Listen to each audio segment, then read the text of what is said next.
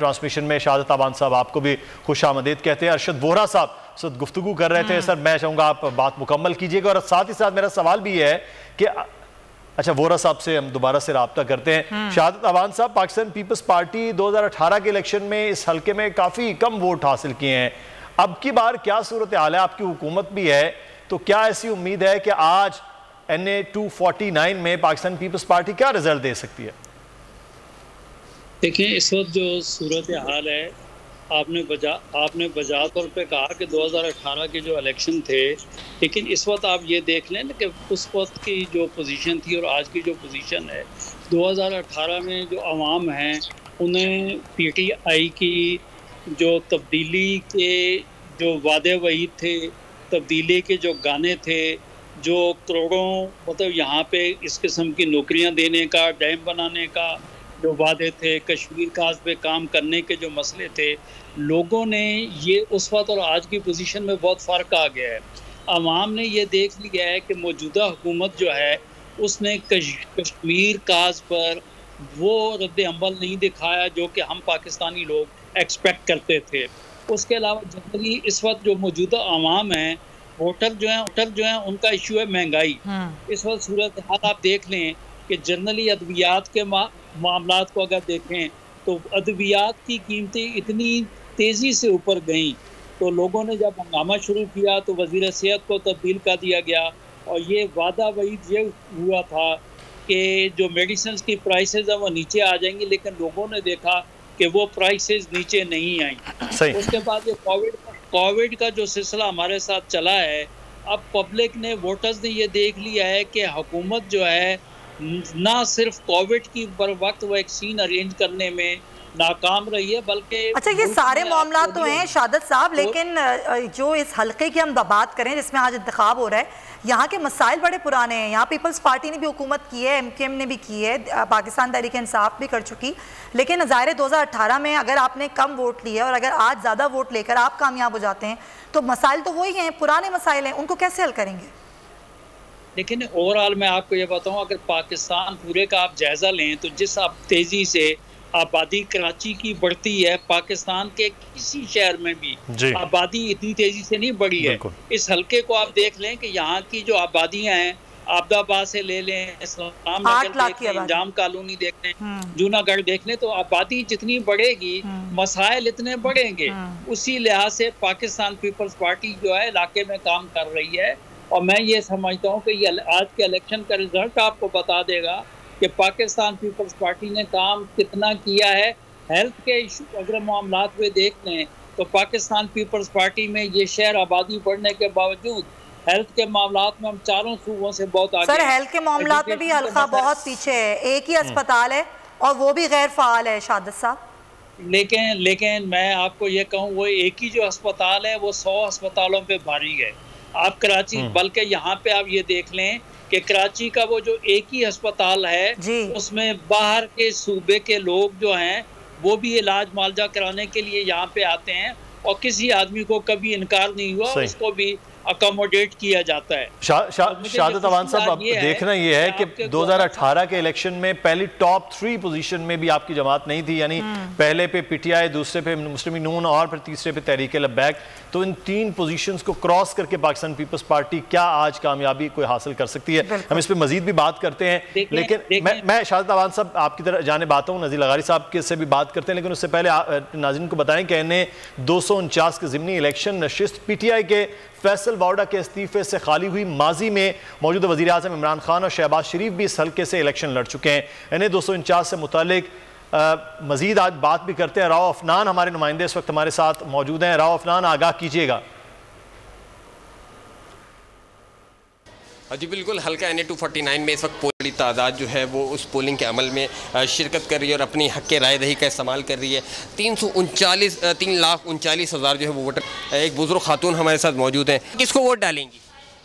अब वो जिसके वहाँ पेटी रखेगा उसमें डाल दूँगी, जो लिखेगी उसमें बोलती है ना कि इसमें डालो, बोल के अंदर तो डाल देती। अच्छा अम्मा, बल्दिया के क्या क्या मसाइल हैं?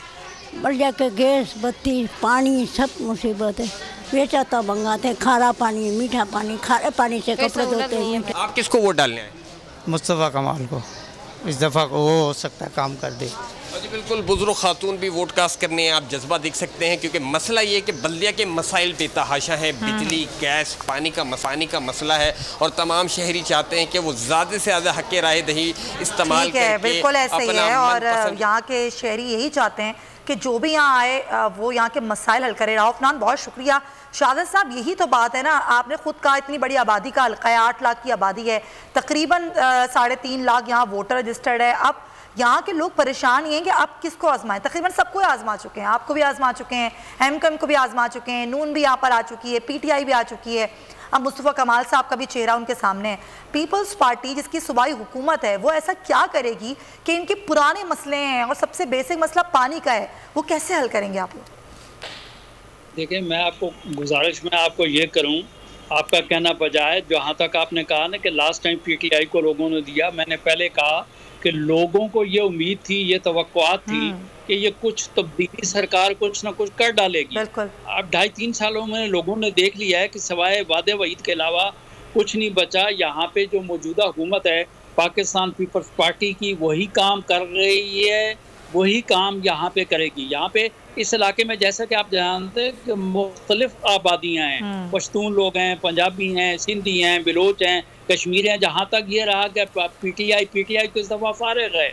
पीटीआई के कैंडिडेट जो हैं मुस्तफ़ा कमाल साहब बहुत मतलब काबिल लायक फैक दोस्त हैं, लेकिन लास्ट टाइम भी मुस्तफ़ा कमाल साहब ने जो है इलेक्शन 2002 का तो और सूरत हाल थी, लेकिन अभी अगर आप देखें कि अभी लास्ट इलेक्शन मुस्तफ़ा कमाल साहब ने जो 2018 में 2 सूबाई हलकों से लड़ा, 1 एनए से लड़ा, लेकिन ये देख लें कि तीनों इलेक्शन जो हैं मुस्तफ़ा कमाल साहब हार चुके, क्योंकि यहाँ के लोग ये अब समझते हैं कि ये सिर्फ और सिर्फ पाकिस्तान पीपल्स पार्टी है जो इस सूबे, इस शहर की तरक्की के लिए काम कर रही है और काम करेगी। ठीक है शहादत अवान साहब, मैं नज़ीर लगारी साहब का तर्जिया ले लूँ। लगारी साहब, शहादत अवान साहब कह रहे हैं पाकिस्तान पीपल्स पार्टी से उनको तवक्को है, लेकिन साथ ही साथ अवान साहब ने एक बड़ी अहम बात की। उन्होंने कहा कि 2018 में लोगों को ये उम्मीद होगी उनके नारों से पीटीआई के कि कोई तब्दीली आ जाती।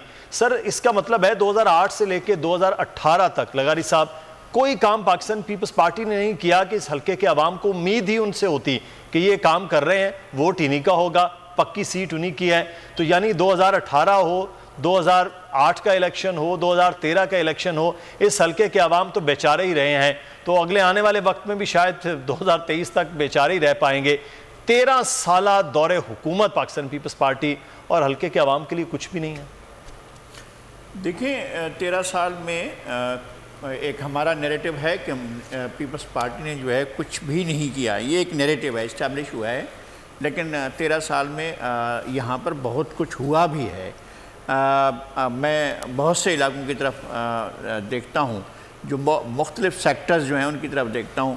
मेरे ख़्याल में कितने जो सेंटर्स बने हैं दिल के अमराज के, वो इतने पूरे पाकिस्तान में नहीं हैं जितने सिर्फ सिंध में हैं, और उससे बेनिफिशरी होने वाले यहाँ के लोग भी हैं, और यहाँ के लोग ज़्यादा होते हैं। जब हम अस्पतालों में जाते हैं तो इस हल्के के लोग भी होते हैं, लेकिन इस हल्के के बारे में हमें बहुत सी चीज़ों के बारे में ज़रूर सोचना होगा। एक तो इसकी डेमोग्राफी बहुत ज़्यादा मुनक़सिम है और मुख्तलिफ़ ज़ुबानें बोलने वाले लोग मौजूद हैं, तो एक वो फैक्टर काम करेगा। और इसके अलावा ये होगा कि साबका कारकर्दगी काम करेगी, ज़रूर इस पर देखा जाएगा कि लोग क्या करते हैं, और इसके ज़िले को 2 हिस्सों में मुनक़सम करने का काम जो पीपल्स पार्टी ने किया है उसके नताइज क्या बरामद होते हैं, क्या उससे बल्दिया टाउन के लोगों को कुछ फ़ायदा होगा या उसका फ़ायदा नहीं होगा। किमाड़ी का इलाका जो है, एक ज़िला किमाड़ी बन गया है, एक ज़िला बल्दिया टाउन बन गया है, और ये जो वेस्ट का ज़िला जिसको कहते थे, ये वेस्ट का ज़िला जो है अभी ये मौजूद है, और एक ज़िला जो है वो किमाड़ी बनाया गया है। उसके नतीजे में क्या एलोकेशंस हुई हैं, इस बार एलोकेशंस बहुत हुई हैं, लेकिन असल बात यह है कि क्या पीपल्स पार्टी जो डिलीवरी की करप्शन होती है उस दौरान में उसको कैसे कंट्रोल करेगी, ये एक बड़ा सवाल होगा।